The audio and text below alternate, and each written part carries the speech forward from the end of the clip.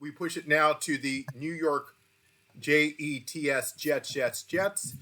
And you can see here, this is where they have a favorable bye, which is on week 9 in November 2nd. You talked recently about with the Buffalo Bills, where do you want that bye if you're an NFL team? Do you want it in the beginning? You want it in the end?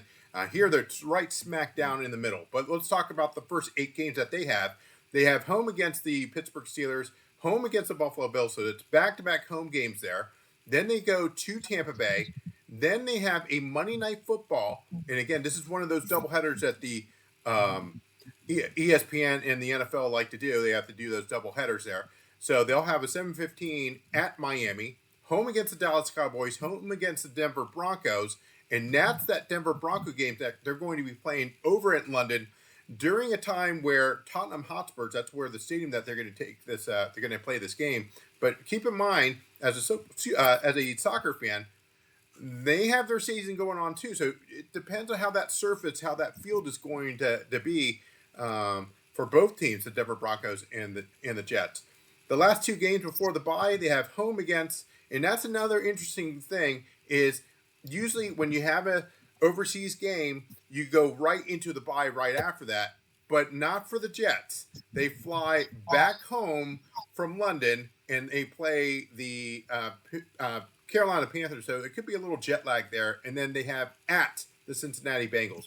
So you have a total of 8 games before the bye. Your thoughts?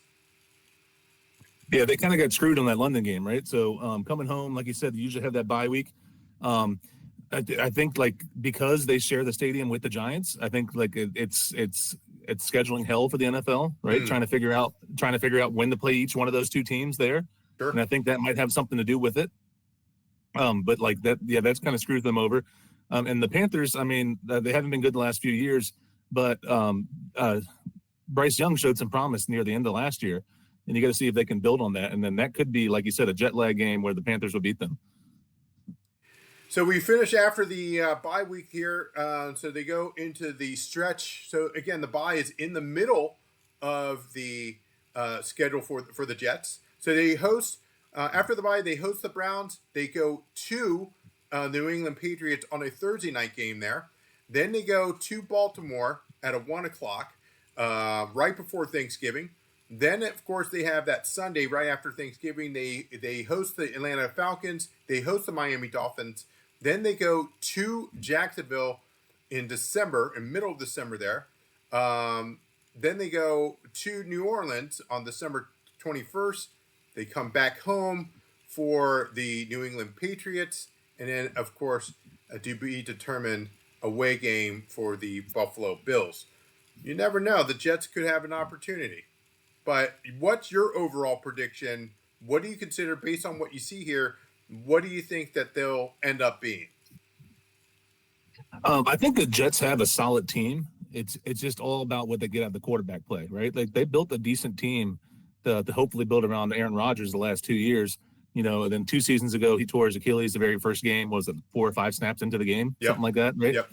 And then thankfully they're not on so many primetime games now. They had them stacked up on primetime games, and it was like, and they were terrible. And I was like, oh my God, do we have to watch another Jets game? Yeah. But their defense is good. They have some good playmakers on offense. I don't see them making the playoffs, but who knows? I see them more as maybe like a 7-win team, 7-10. Yeah. What are you thinking? I was thinking the same thing. I was thinking 6-11. Yeah. You know, there definitely odds are out there of, you know, over and under 6.5 or 7.5 on the on the New York Jets overall record. But again, injuries did bite them, as you said 2 years ago. Last year, you know, it wasn't the quarterback play? Was it the defense? Obviously, they let go Salah middle of the season, or, you know, towards the beginning. I don't know. What was that? Week 7, week 8 when they let him go. Yeah. So something like that.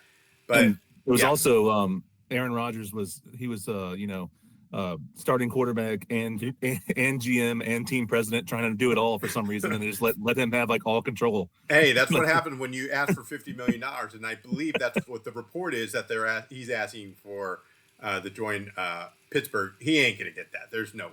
There's definitely no way. The Steelers aren't known for paying people either. Correct. They're not the team that usually throws money at people. We finished the AFC.